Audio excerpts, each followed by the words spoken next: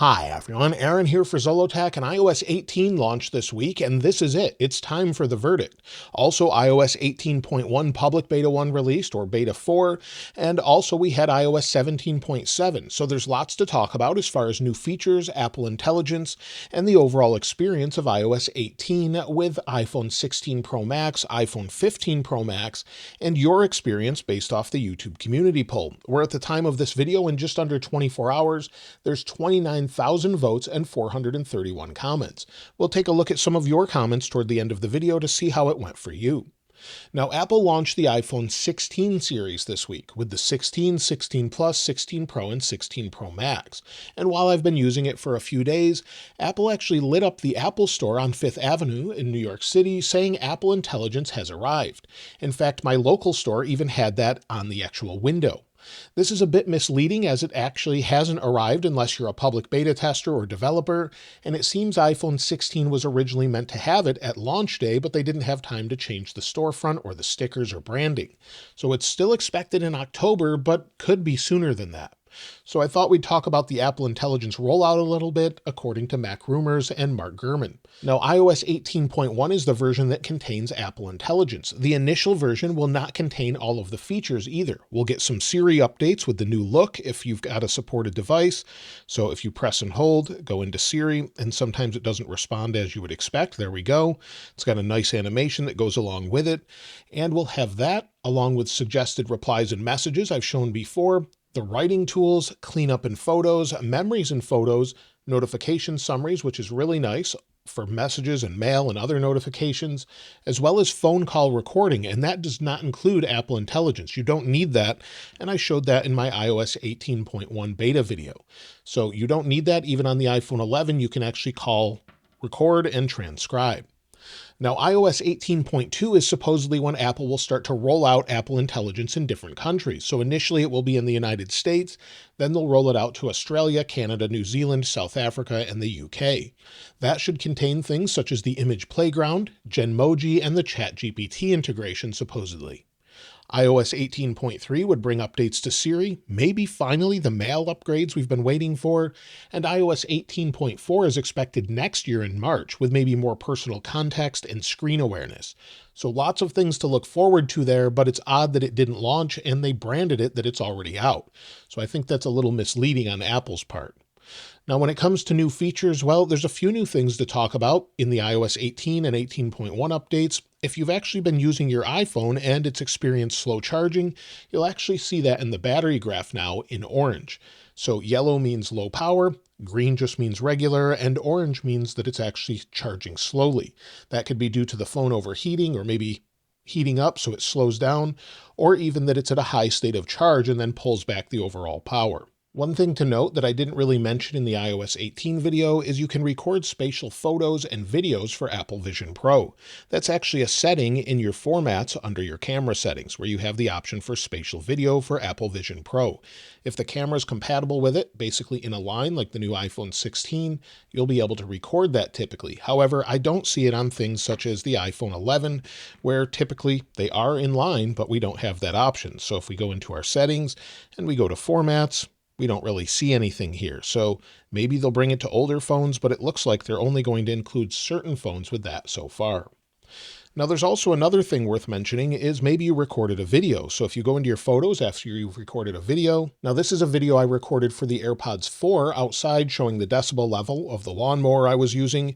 And if we go to edit, and then we go to the upper right, we have this little clock icon. We can then change the frame rate based on what you actually recorded it in. So if you recorded it in 120 frames per second or 60 frames per second, you can change it down to 30 frames per second. Now, depending on what it is, sometimes you won't be able to change it to 24. So it just depends what kind of video it is, but either way, you now have that option here. On the Apple Watch Ultra with the modular Ultra Watch face, we actually have a new training option here for the bezel. If we go to training, go back, it should send it over. It may take a moment to actually refresh on the Apple Watch Ultra, but we have a new training update, and that's something that's new with watchOS 11. Now, there's also no sleep apnea tracking just yet, it seems. So for whatever reason, I haven't seen it yet on my Apple Watch with the latest ones, the Series 10 that I have here, or any of the others. It doesn't look like it's in iOS 18.1 so far for me, but it looks like it's in iOS 18, where Apple enabled it server side. So let me know if you're actually using that. Now, as far as other iOS 18 features, well, I would expect some other unexpected features with iOS 18.1, but as far as the overall experience, let's first talk about iOS 17.7. Apple is still giving us the option on everything up to the iPhone 15 Pro and 15 Pro Max to actually use iOS 17 still.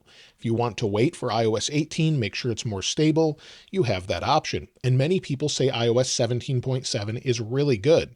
You have the option to upgrade, but you don't have to just yet. And then you can use all of your apps, know they're compatible, and that really shouldn't be much of an issue now, but it seems to be working out all the bugs, has great battery life according to most people, and seems to be a solid and stable experience.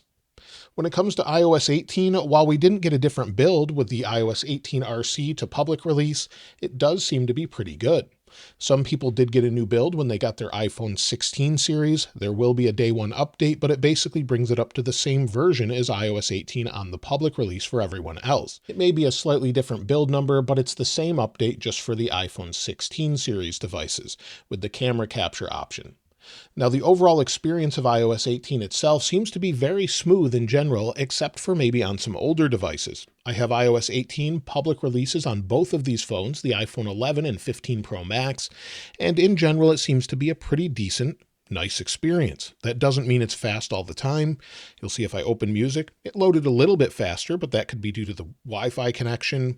If we go into something simple, maybe we'll go back home, maybe we'll go into the stock weather app, just open it up for the first time here on both.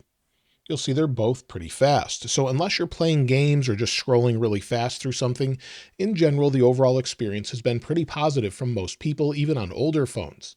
Some phones are still optimizing in battery settings. So if you go into your settings and then we go to battery on this phone here, sometimes you'll see that it's optimizing here with a little update option, even after about 5 to 6 days. So it is doing some processing in the background and will continue to get faster over time. However, I've heard lots of complaints, mostly about the Control Center and Photos app. Basically, people just want a simple control center without any pages, and I've shown how you can do that in my tips video I released later last week. So you can get rid of all the pages if you want to and have one single page. However, you have to use the round icons. Also, the Photos app, you can do the same thing, basically get rid of everything but the pinned collection, and it sort of brings it back to the functionality we had before. Now, I would highly encourage you to try customizing it, as it's very good, but it's definitely a different change compared to what we had before. But this will get you most of the way there if you want to. And again, I mentioned this in my tips video. But in general, most people say iOS 18 is pretty good. It still has a few bugs here and there, but it's definitely a better experience.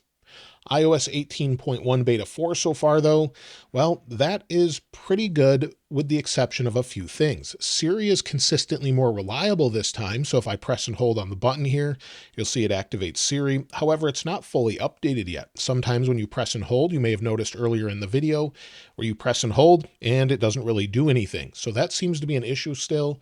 And other than compared to iOS 18, it's about the same as far as bugs or anything else, but battery life is very bad. We'll take a look at that in a moment. Some other complaints, though, are connectivity issues with AirPods on iOS 18. So maybe with your AirPods 3, sometimes just dropping out or just not sounding good. I've noticed that sometimes they sort of degrade in quality as I'm using them with a Mac. Also, some issues with music for it sort of just dropping out. So people will be playing music, it will pause on its own or just disconnect altogether or crash the app, depending on what you're using with it, whether it's headphones or something else. A couple others have mentioned that notification sounds are not working properly. And then I found the other day when I did my AirPods 4 video that when I open them up on the iPhone with iOS 18.1, let's see if it happens here. Typically the animation doesn't show. There we go. It doesn't show on this device. Now it's showing on my iOS 18 device, but not the iOS 18.1 devices, including the iPad over here. So it just sort of blanks this out. Then you can try it a couple times and it will come back.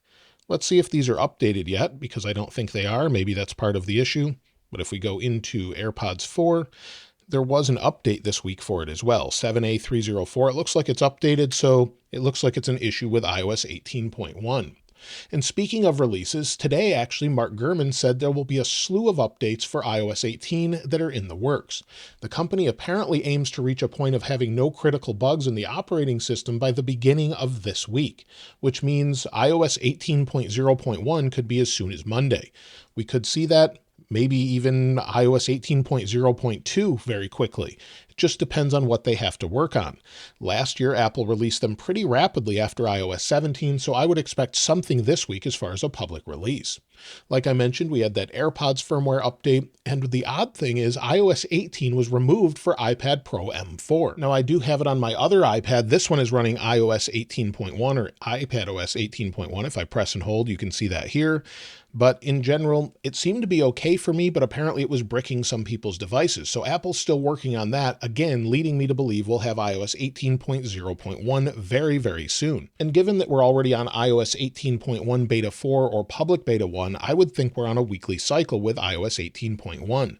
So I would expect not only a public release this week, but also maybe Beta 5 or Public Beta 2. That seems likely to me at this point as far as iOS 18.1, as Apple really wants to get that complete.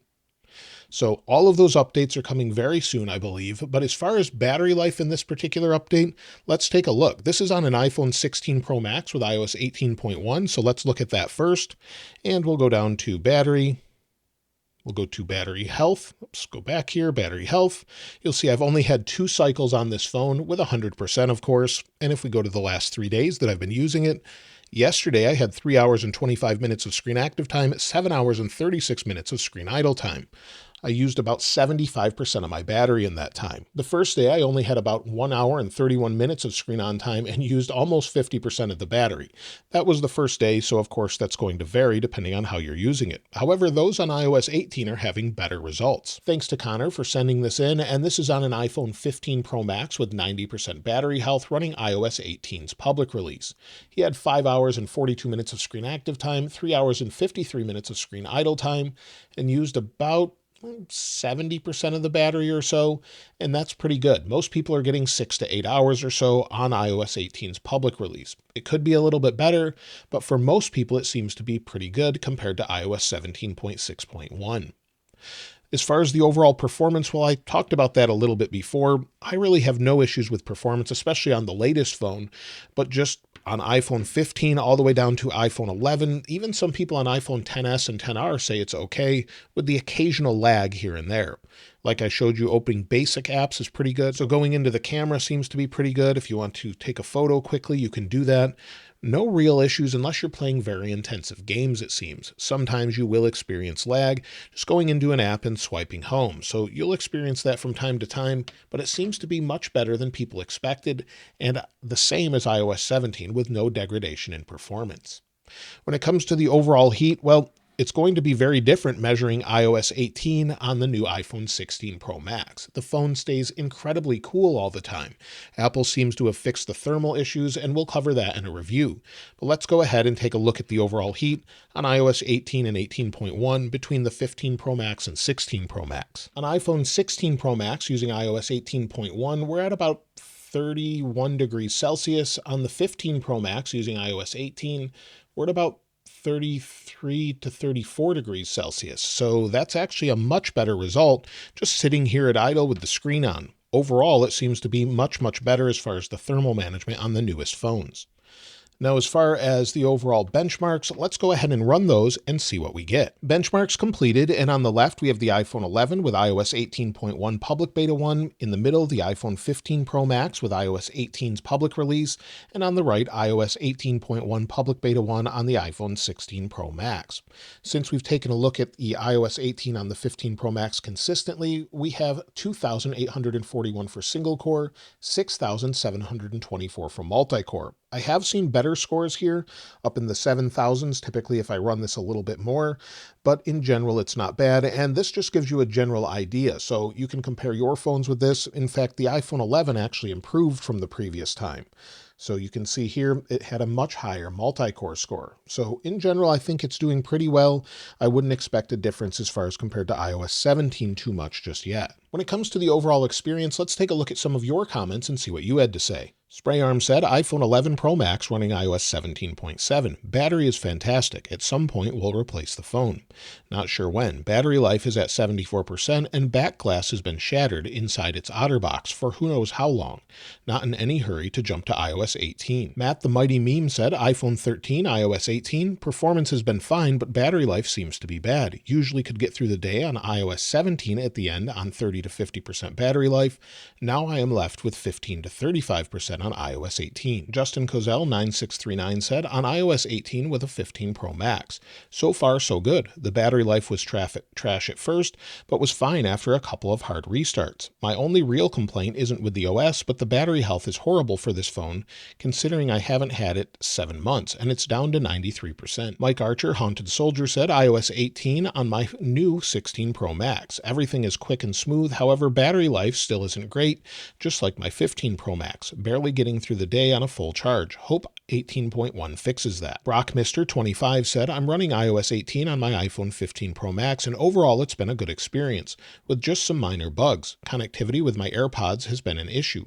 Also, I have apps disappear from my home screen, and I have to search for them and drag them back to where I want them to be. I'm a big fan of iOS 18. JScoffer1 said, iOS 18.1 on 16 Pro Max. Some apps don't work right yet. Phone hard crashed once, but overall not too bad. Battery seems to drain faster than expected, but the phone is still new. I wouldn't recommend 18.1 unless you like beta testing. Mr. Austin Felt said, I'm running iOS 18 on my iPhone 13 mini and it's been great. Although my AirPods 2 have been having occasional connection issues, battery life is getting me through the day just fine. Now, if you're at the point where you're wondering if you should upgrade to iOS 18, well, as I mentioned before, we've had it for a couple weeks if you've been on the RC, and it's okay. It's not 100% what iOS 17 is yet, and Apple still has some buggy software out there. I think it's a decent enough experience to upgrade if you haven't already, but I would stay away from iOS 18.1 personally. But iOS 17.7 definitely seems to be the best version out there right now as far as stability. So that's everything this week with iOS 18, 18.1, and iOS 17.7. Of course, we should see more updates pretty soon. Let me know if you found any additional features I haven't mentioned in my hour-and-a-half long iOS 18 is out what's new video, or anything else that I haven't mentioned that maybe you think should be a concern. I'd love to hear from you in the comments below. I'll link this wallpaper in the description like I normally do, and if you haven't subscribed already, please subscribe, and if you enjoyed the video, please give it a like. As always, thanks for watching. This is Aaron. I'll see you next time.